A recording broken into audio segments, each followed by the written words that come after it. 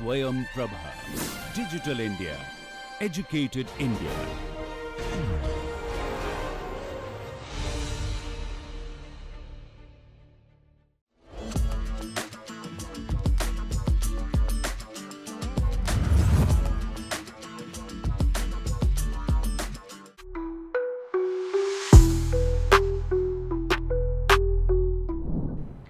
Now let's go through some communication barriers. Let's start with understanding the barrier of communication. These barriers make it difficult to break down information and disrupts the flow of communication. They can exist in multiple forms and at different stages of communication. There are many things that impact good communication.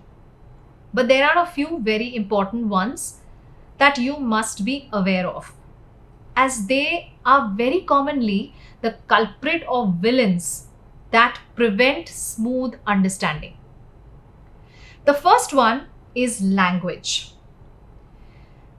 A language barrier happens when the sender and the receiver of a message do not share a common understanding of the words used.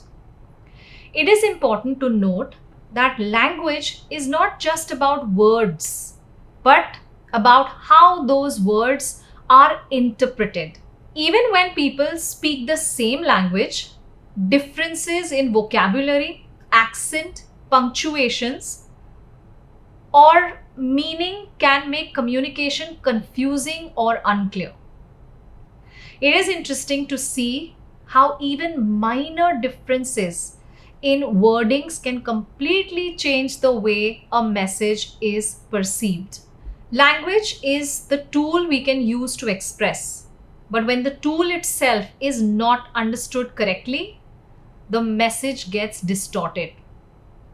This can lead to misinterpretations, wrong assumptions, and even conflicts. When people speak different regional languages, translation may not get captured, and the meaning of emotions of a message could get lost.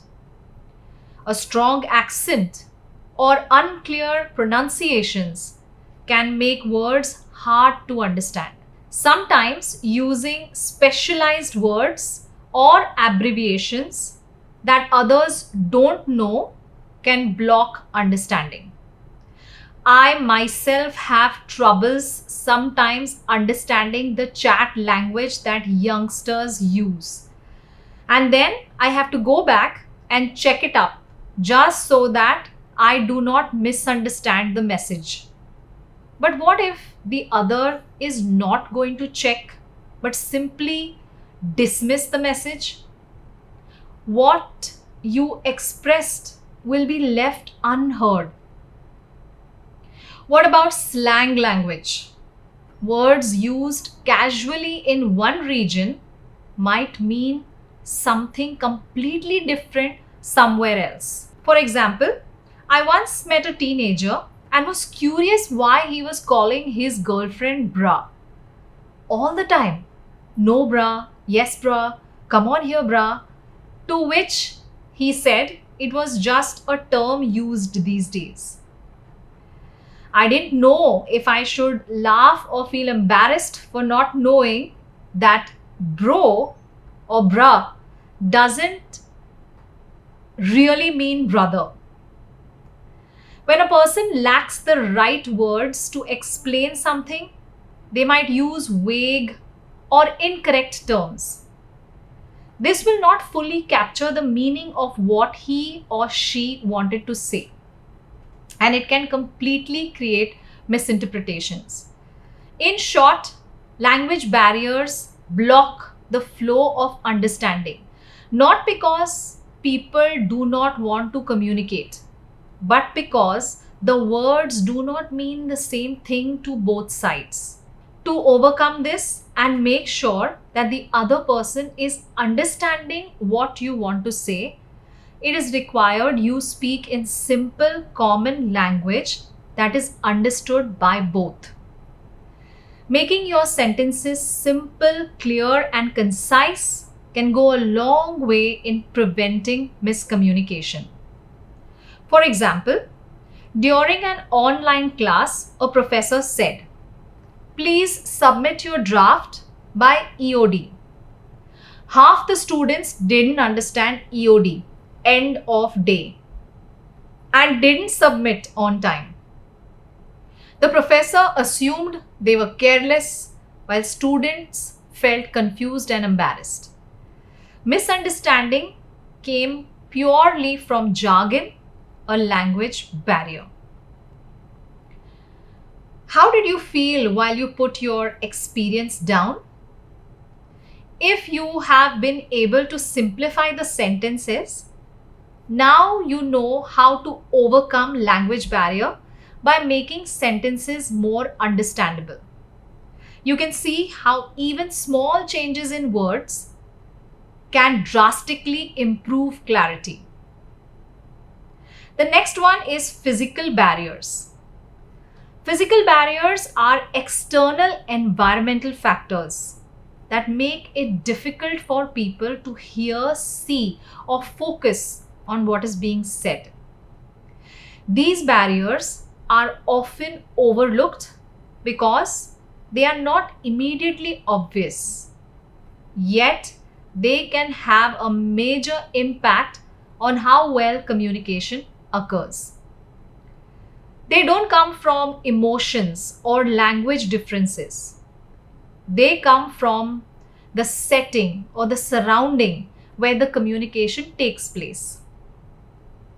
In other words, physical barriers are about the space and environment itself and how it either supports or hinders communication. With challenging physical barriers, even the best message gets lost. Even if someone has carefully planned their words, thought through their delivery, the environment can completely interfere with their efforts. Background noise like traffic, construction, ringing phones, or people talking nearby can make it hard to hear clearly. These sounds compete with the main message and force the listener to divide attention, often leading to confusion or missed details. Or when the speaker and the listener are far apart, communication can become even more difficult. Distance creates a literal and figurative gap between people and can distort the intended message. For example, talking to someone across a large room or from a different floor makes the message unclear. In such situations, it is not enough to rely on words alone. You need both verbal as well as non-verbal context to understanding the message fully. Gestures, facial expressions, and body language all become crucial in helping bridge the gap. You also have to heavily depend on the receiver's interpretation, which can be unreliable if the message is partially lost. Almost like playing dumb charades, where each person guessing a part of the meaning, hoping it aligns with what was intended. This guessing game shows how much physical barrier forces people to fill in missing information themselves. What about faulty technology, weak internet, low microphone quality, or glitchy audio video that can cause gaps in conversations? These issues can frustrate both sender and receiver, causing repeated clarifications, delay, and even missed deadlines. Haven't we all experienced this during COVID times? Virtual meetings became an everyday experience of how physical barriers manifest even when we are physically separated but trying to connect digitally. A virtual meeting where the sound cuts in and out, cameras go off and on, and the internet forever buffers. And the message demonstrates just how disruptive physical barriers can be in modern communication. Such situations create stress, frustration, and misunderstandings, even when both parties have the best intention. Do you know which is the most common physical barrier in today's time and age? Your mobile phone. Have you ever experienced talking to someone and they're busy on their phone? Doesn't it feel bad? If you have experienced it, then it is good never to do that with others. Putting the phone away when you're having a conversation shows respect to the speaker. And you already know when you give respect, you most often get respected back. Physical barriers affect clarity and hearing. They block the delivery of message, not the intention behind it. This is important to note because many people mistakenly assume that miscommunication reflects a lack of effort or interest, when in fact it may purely be environmental. Good communication depends not just on what we say, but also on how well the environment allows it to be heard and understood. A quiet, well-lit room with good seating arrangements can make even complex topics much easier to grasp. Planning for the environment is therefore an essential skill for any effective communicator. To understand this better, I would like to share with you a scenario. In a large classroom with a broken mic, students at the back could hardly hear the professor. This created immediate challenges for engagement as those students felt disconnected from the lesson. Some misunderstood instructions, leading to mistakes or incomplete work. Others went to sleep or started daydreaming simply because they could not catch the words being spoken. The inability to hear properly not only affects comprehension but also influences their overall attention and motivation. When the professor asked one of the backbenchers to stand up and repeat what she said, he was completely blank. This illustrates how physical barriers can combine with natural lapse in attention to amplify misunderstandings. It was not only that he had poor attention because of other distractions, but the distance and poor audio quality also served as physical barriers.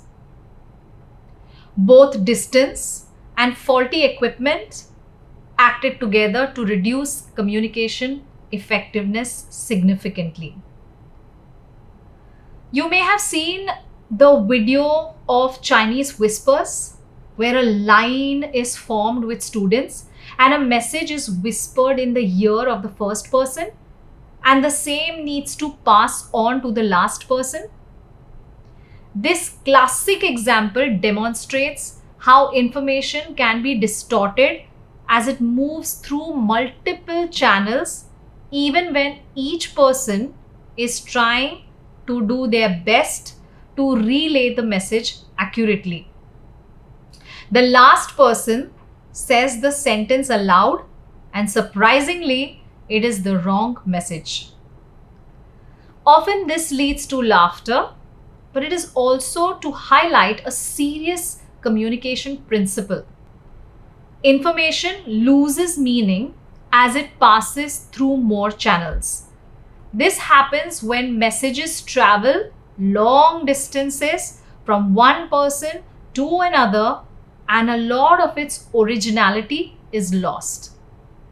Every individual along the chain, knowingly or unknowingly, adds their own interpretation, changes words, and alters meaning based on their perception and understanding. This exercise shows how physical barriers, coupled with human interpretation, can completely change a message, even if the original intention was clear and simple. The next is personal communication habits. Not all barriers of communication are physical or visible. Some come from habits, tendencies, and patterns that you personally possess. These barriers are often subtle and can easily go unnoticed. Yet, they can have a profound impact on how effectively you communicate.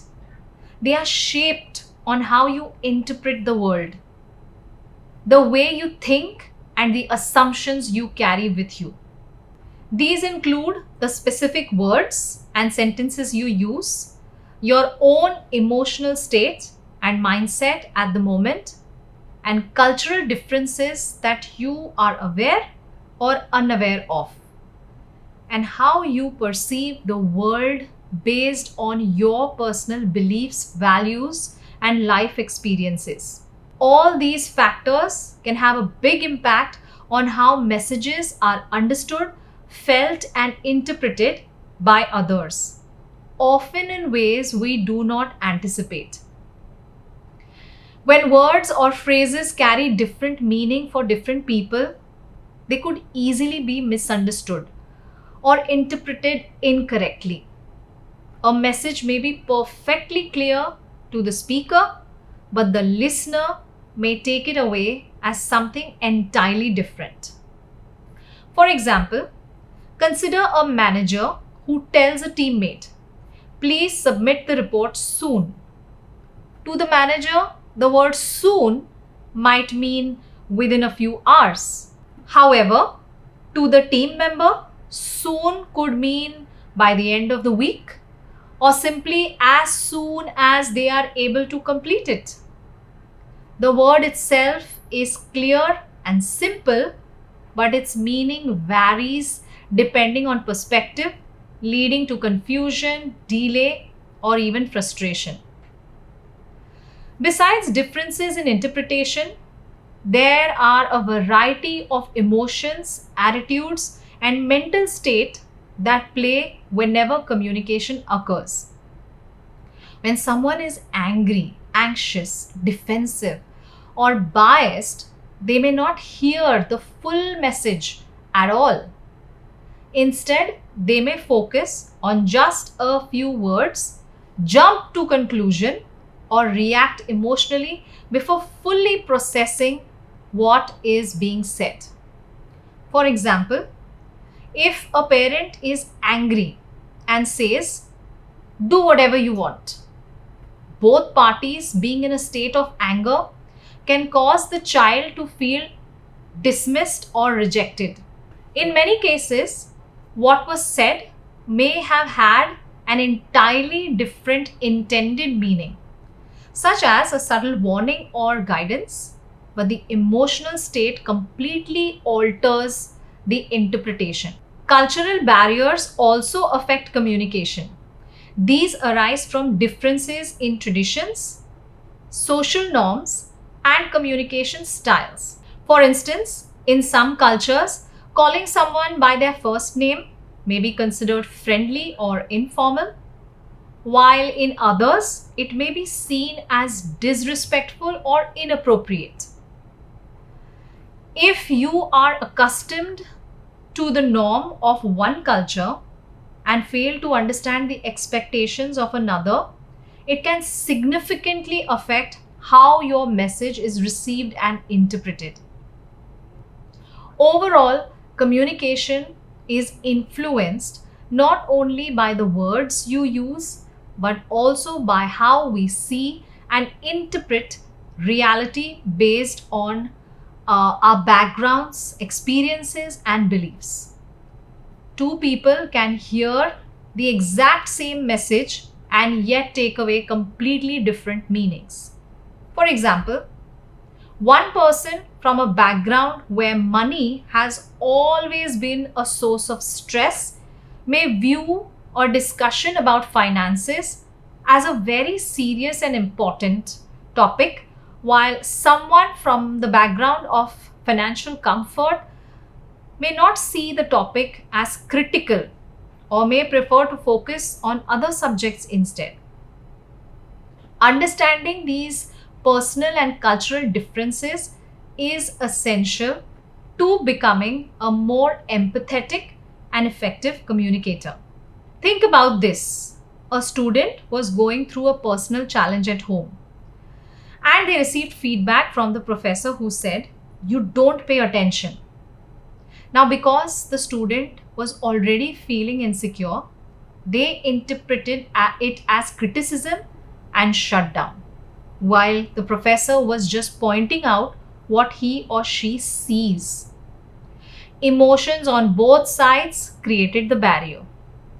Together, these emotions create gaps in understanding, not because people don't listen, but because perhaps the language was not common, or the setting was too noisy, or the perception and interpretation of messages were not in sync. Effective communicators overcome these by being empathetic, aware, and open minded about these barriers, always checking that what was said is the same as what was being understood, thus overcoming each one of these barriers. Let's summarize the barriers that will interrupt your communication with another. Can range from language to environment to a variety of personal habits and belief. To complete the cycle of communication, one needs to overcome all of these and more.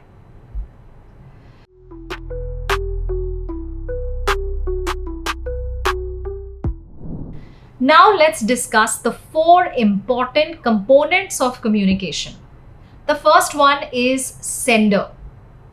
The sender is the person who initiates the message. They decide what to communicate and how to communicate it. The sender plays a very important role because the clarity of tone and structure of message all depends on how well the sender conveys it. A sender who is thoughtful, clear, and aware of the audience can make communication much more effective. The second part is the message.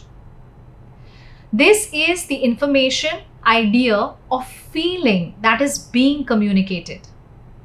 It can take multiple forms, verbal, written, or non-verbal.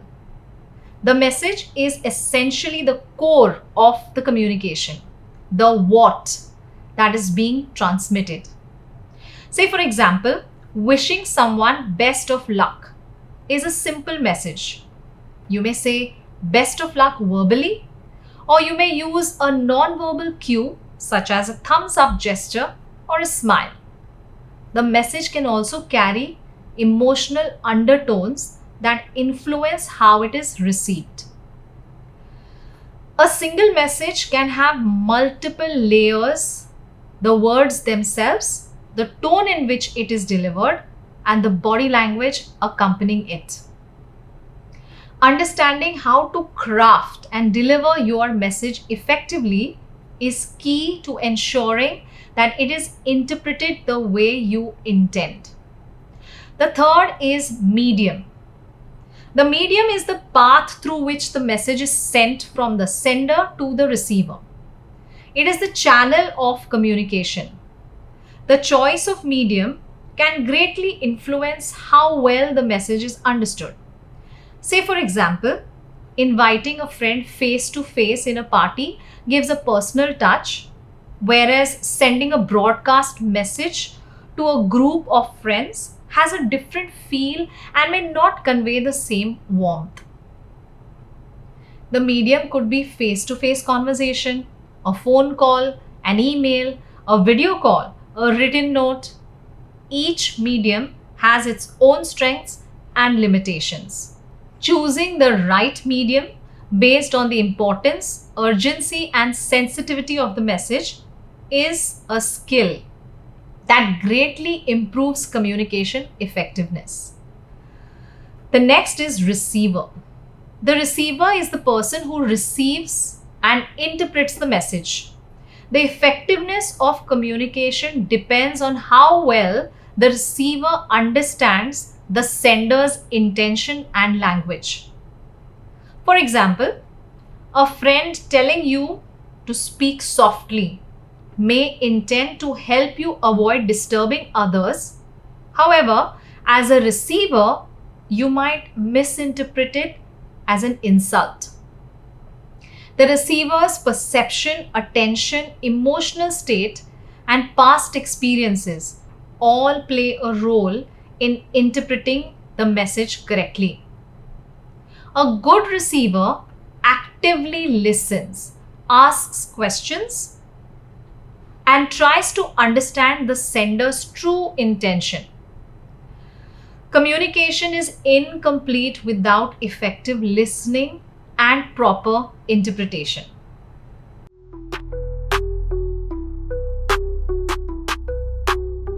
There are 4 elements of communication that you will need to work on. The first one is tone. Tone refers to the attitude or emotion that can be heard in your words and voice. It is not just what you say, but how you say it. Tone can sometimes create the biggest misunderstandings and conflicts if not managed well. For example, listen to this line. I'd like to discuss the project deadline. This sounds like a neutral tone. We need to finish the project by Friday. No excuses. This is a more firm and authoritative tone.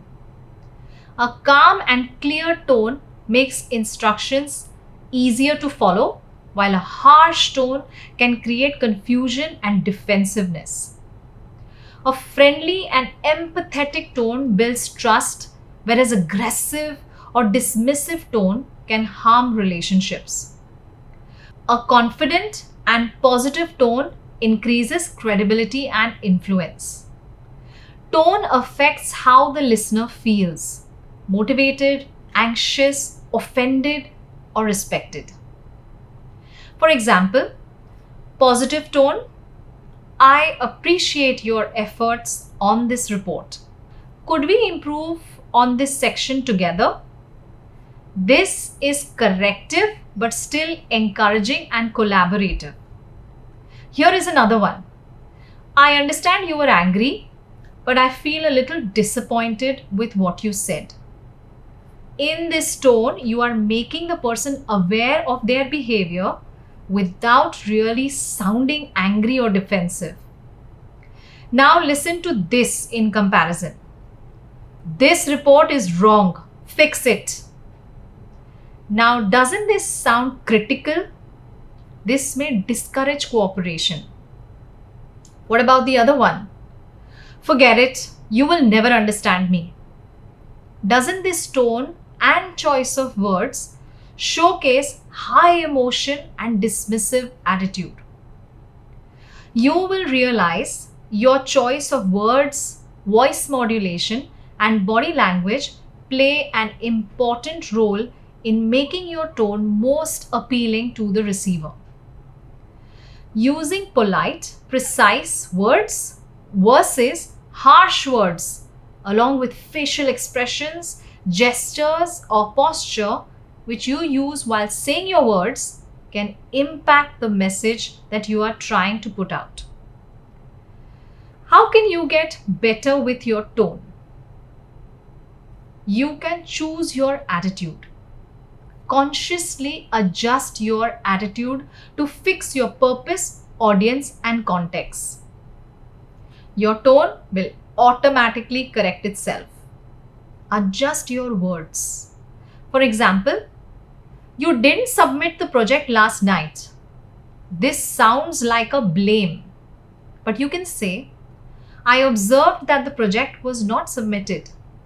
This allows the other to explain why it was not submitted. There is no blame. Nobody likes to be blamed. Be kind. Add please, thank you, or acknowledge the other person's perspective before you start to disagree with them. For example, I disagree with what you said versus I hear you, but I think a little differently. In the second sentence, you are not agreeing, but you are not disagreeing either. And know your audience. If you are speaking to juniors, you must sound approachable and motivating. If you are speaking to seniors, you must sound professional and respectful. If you are speaking to someone who is rude, you must talk less and put your point. If you are speaking to someone who is emotional, you should be empathetic and kind. Knowing your audience helps you adjust your tone for better understanding of the other. Be aware of non-verbal cues. A smile, open posture, and nodding when talking gives a more friendly and cooperative tone to what is being said, as against crossed arm posture, clubbed with a strict face. You may look very unhappy. When I set my tone to talk to someone, I always put myself in the other person's place and check to see how I make myself feel.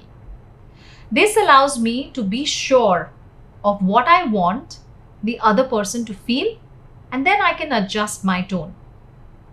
Don't they say people will forget what you said, but they will always remember how you made them feel? The next element is pitch. How high or low your voice is when speaking, that is pitch. It makes people aware of your mood, intentions, or emotions for the day. A high pitch can show excitement, nervousness, or urgency. A low pitch can show calmness, confidence, and authority. A good mix of both high and low helps build good communication. For example, I can't believe this happened. This sentence is high pitched, which shows surprise and shock. We need to complete this by Friday. This is low pitch and shows stability, leadership, and confidence. Pitch influences how the listener interprets your emotion. High pitch can indicate excitement or anxiety, while low pitch can indicate seriousness or stability. And a steady, lower pitch often sounds more confident and trustworthy. Changing your pitch to focus on some of your words or emotions helps the listener to pay more attention than holding the same pitch. For example, how do you feel when I say, "Hi everyone, today we are going to learn some techniques that can improve your communication skills," versus when I say, "Hi everyone, today we are going to learn some techniques that can improve your communication skills," versus, "Hi everyone, today we are going to learn some techniques that can improve your communication skills." All three make you as a listener feel differently when you hear me. You either feel bored, or you think of me being very serious, or I may look way too excited to you. Pitch variations focus on key words, helping the audience understand what's important. Did you hear what I just did? I emphasized on the word pitch, variations, keywords, and what's important. because I want you to pay attention to those words. A flat pitch can sound boring even if the content is interesting, but a varied pitch adds energy and clarity. If you want to improve your pitch, you must pay attention to punctuations. I don't feel like going. I don't feel like going. I don't feel like going. I don't feel like going, but can you hear the punctuations? Every line highlights the end punctuation.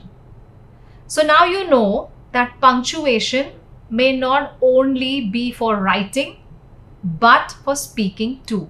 Now you must also know that your pitch changes based on how you feel for the day, how tired or ill you are, or just how you have been speaking for so long now. For example, as you're watching this video, I am feeling pretty good to help improve your communication skills. So you can hear that in my voice. But if I was angry and sick or not interested, you would have noticed that in my pitch too. My voice would have been boring, low, dragged pitch, and words would have low impact. More so, even my facial gestures and expressions would show you that I'm not here with you. I am sure you have experienced an interaction with someone where you felt that they were not really showing interest. And you can make that out from the number of words they use, how they said these words, and how distracted they seemed.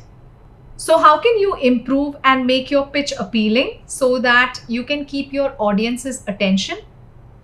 The secret is that this is all under your control. Pitch can be cautiously adjusted to sound clear, authoritative, and confident. Speak slightly slower and from your chest for a calm, confident tone, even in times you are stressed. The pitch automatically changes when you feel excited or stressed, and that is when you must be more aware of it. When you're excited, you can raise your pitch and tone to show excitement, but be aware too much of it starts reflecting anxiousness. Practice breathing and voice control. When you understand how breathing can impact your vocals, you will realize how easy it is to modulate your pitch and keep changing it to retain attention. Lastly, adjust your pitch to the audience, just like tone. If you are speaking to juniors, you must sound approachable and motivating so that your pitch can be a bit high to give a feeling of enthusiasm and excitement. If you are speaking to seniors, you must be professional and respectful, and hence your pitch needs to be lower and more balanced to reflect confidence. And both these must be done and redone throughout the conversation. You must keep modulating your pitch and retain the attention of your audience. Have you ever heard a song that starts with a fabulous intro music and then the singer starts singing and it is a complete disaster? That is what pitch is. Picking up the right pitch at the right time with the right words and the tone with the right people makes you sound like a wonderful singer. Next is volume.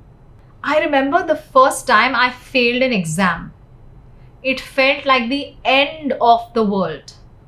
But I learned something important from it. I realized that mistakes aren't the end. They are in fact a chance to grow. And sometimes the lessons we learn from failure are far more valuable than any grade. Did you notice the changing volume while I told you that story? Volume refers to how loud or soft your voice is when you speak. When you speak slowly in clear volume where everyone can hear you, your message reaches the listener better. But if you are too soft, the listener may miss the message. Or if you are too loud, it may irritate the listener. Controlled volume conveys authority and self-assurance. Loud volume could mean urgency or anger. Changing your volume keeps the listener's attention, while speaking in the same volume can bore or irritate somebody. That is also called nagging, the act of speaking in the same volume about the same thing. For example, I want this done now. Spoken softly may not communicate the urgency. I want this done now. Spoken firmly and a little loudly, but not shouting, clearly communicates urgency. I want this done now. In a shouting volume may come across as aggression. Your volume could change because of environment too. It could be a very noisy or a large size room. In order to be heard, you may increase your volume. It could also change from when you are speaking to one person versus when you are speaking to a large group, or your volume could dangerously fluctuate based on how you are feeling, your own emotional state. How to improve your volume? Remember, holding the right volume means occupying the right amount of airspace. And how much space you occupy clearly shows how confident you are. If you scream or talk loudly all the time, it clearly shows that you have no consideration for others and that you are way overconfident. So, speak loud enough to be heard along with the right tone and right pitch. When you want to sound intimate or close to someone, speak in a softer volume. Keep changing your volume when on stage to maintain your audience's attention. If you are unable to control your volume, sometimes due to an overload of emotion, it is a good idea to take a deep breath. Calm your mind first. Like the volume of your phone, your own volume can be adjusted and readjusted to suit your message and be understood by your audience. Controlled volume conveys confidence, maintains interest, and enhances emotional impact. Too soft or too loud can spoil the meaning and affect relationships. And the fourth element is pace. I still remember this one friend of mine who always had a soft volume and very slow pace in her speech. Having a conversation with her meant being alert to what she is saying and having patience to allow her to finish what she is saying. Pace refers to how fast or slow you speak.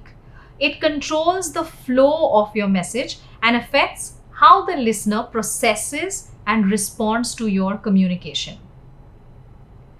It is difficult to understand the message which may be too fast, and on the other hand, the listener may lose interest in the message which may be too slow. Slowing down on keywords and points surely makes the context memorable. If you notice people speak too fast when they are too excited, tensed, or anxious, they speak much slower when they are peaceful and calm. If you have the habit of speaking slow always, you may have to pick up on pace to retain the attention span of the listener. And if you generally speak too fast, you may have to slow down a bit. The main factors that influence pace of speech are emotions, the audience, and the details of the information. Say, for example, you are very excited. You may speak faster than when you are unhappy or feeling sick. With children, we happen to speak much slower so that they understand us. And with teenagers, we speak much faster because they have lesser attention span. When explaining someone details, you might want to slow down so that the information is properly understood. But generally, you may speak faster. Experimenting with various types of paces helps the listener pay more attention. Understanding the attention span of your audience and pacing up or down accordingly, and being more aware of how important the information is, how much attention you want for it. This will help you understand if you should speed up or slow down. For example, if I am giving road directions to someone, I will give them a little more slowly. But if I am telling my mother about some gossip in office, I will be much faster at my pace.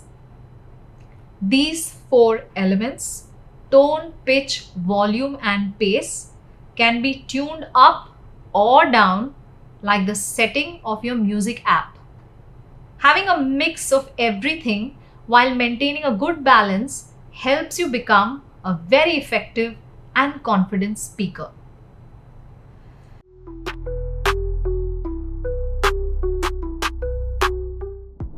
To recap, we have covered barriers of communication, components of communication, and 4 elements that you can improve to become more effective and confident in your communication style. Remember, true communication needs at least 2 people. It is not a one-sided activity where only one person speaks and the other remains passive. One person speaks, clearly expressing their thoughts and ideas, while the other listens actively, trying to understand not just words, but also the emotions and intent behind them. Then the role reverses. The listener responds and shares their perspective, and the first speaker now becomes the listener, paying careful attention. Both parties must be genuinely interested in engaging with each other, fully present in the moment, and willing to give and take equally. If either one is only taking without paying attention or simply silently listening without contributing, that is not true communication. It becomes a superficial exchange that fails to connect hearts and mind. Over time, if genuine interest is missing, everything dies out and the flow of communication stops.